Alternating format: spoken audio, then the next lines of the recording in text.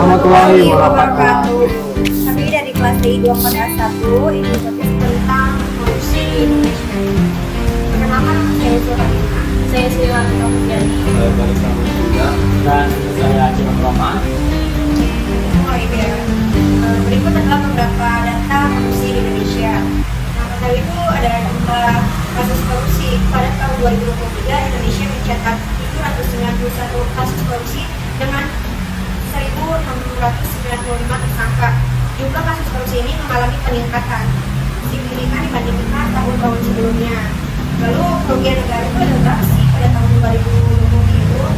Total kerugian negara akibat korupsi pada tahun 2023 itu mencapai 56 triliun. Di sini ada kerugian negara. Total kerugian negara akibat korupsi pada tahun 2023 mencapai 56 triliun.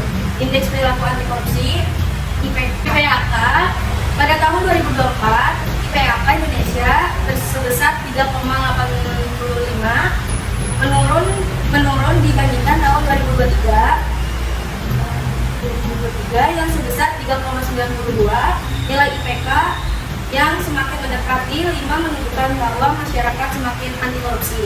Peringkat Indonesia dalam indeks persepsi korupsi IPK, Indonesia berada di urutan ke 115 dari 180 negara dengan IPK 34. Skor Indonesia tampak stagnan atau tidak berubah dibandingkan periode sebelumnya.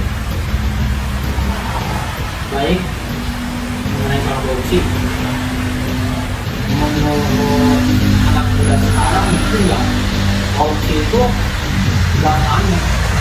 Iya. Artinya apa? Terlalu banyak di Indonesia yang korupsi, bahkan terutama yang seperti kali itu 271 triliun.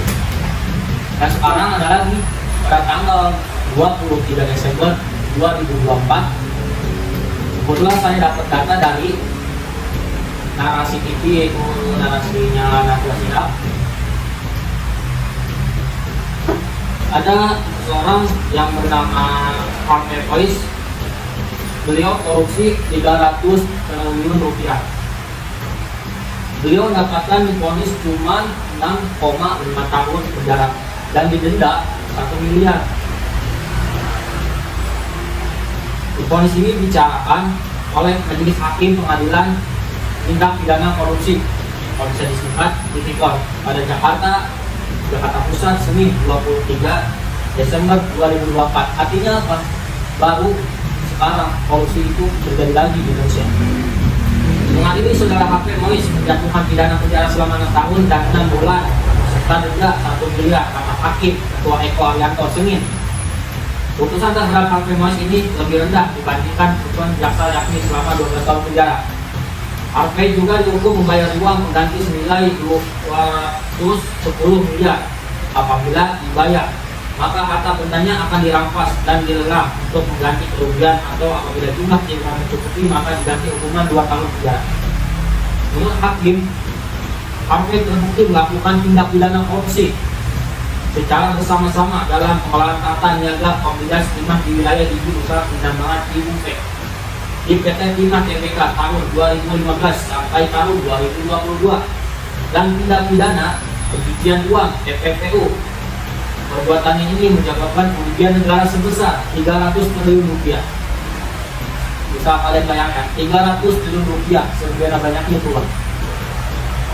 Harvey sendiri juga memperoleh 420 miliar.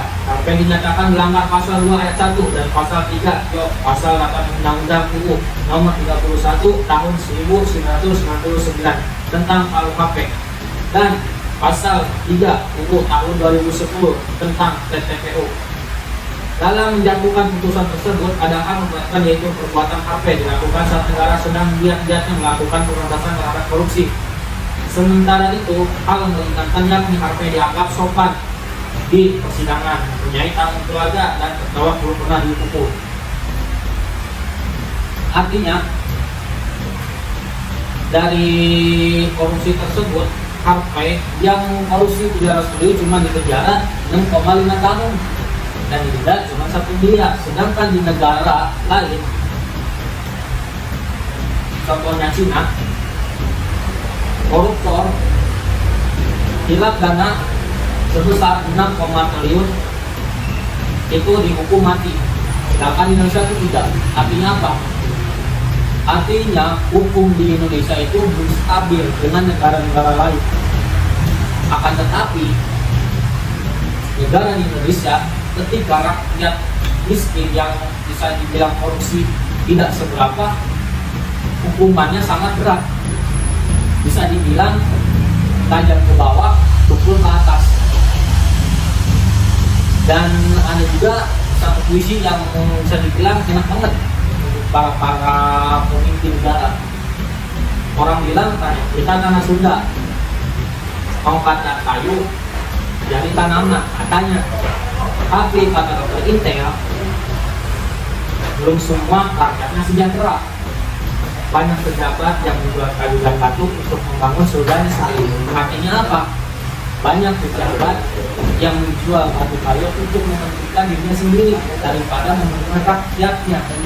Maka dari itu banyak para pemimpin di Indonesia itu melanggar para janji dan sumpah. Makanya bisa dibilang Indonesia itu sungguh tidak aneh terhadap korupsi.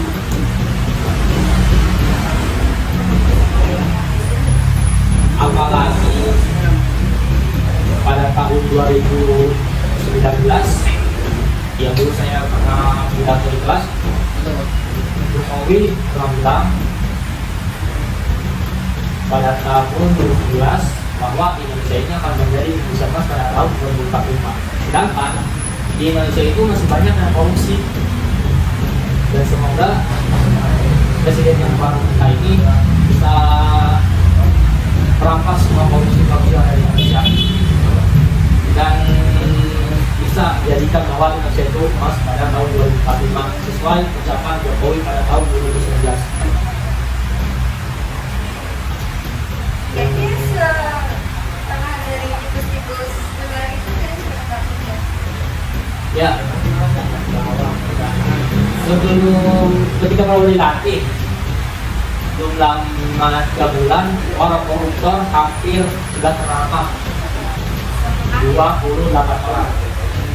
Maka dari itu mungkin inilah pemimpin yang sesungguhnya. Baru dilantik 3 bulan aja 28 koruptor sudah tertangkap. Sedangkan masa jabatan para pemimpin 5 tahun. Dan semoga kita doakan pemimpin yang baru kita ini, Bapak Presiden Prabowo Subianto, menjadi pemimpin yang amanah, adil, baik untuk negara, bahkan untuk rakyat kecil yang bilang-bilangkan untuk beliau. Mungkin bisa dilanjut sama Pak Lewis. Presiden yang sebagai utama korupsi di Indonesia, hasil penelitian ini menunjukkan bahwa salah satu akar utama korupsi di Indonesia adalah sistem politik yang korup dan partai yang sangat korup. Penulis pula menunjukkan bahwa mayoritas partai politik besar di Indonesia dikelola seperti perusahaan, bangsa, dan dikalikan oleh pemimpin oligarki. Apa yang menyebabkan korupsi di Indonesia yang sangat sulit diberantas? Menurut guru besar Fakultas Hukum Universitas Pacitan Suranto, kedepannya etik dan moral penegak hukum jadi penyebab pemberantasan korupsi di Indonesia sulit ditegakkan. Ya, mungkin pendapat dari kami tentang korupsi di Indonesia itu cukup sampai di sini. Bila ada kesalahan kata, dimaafkan. Bila ada kesalahan kata, sekian dari kami. Wassalamualaikum warahmatullahi wabarakatuh.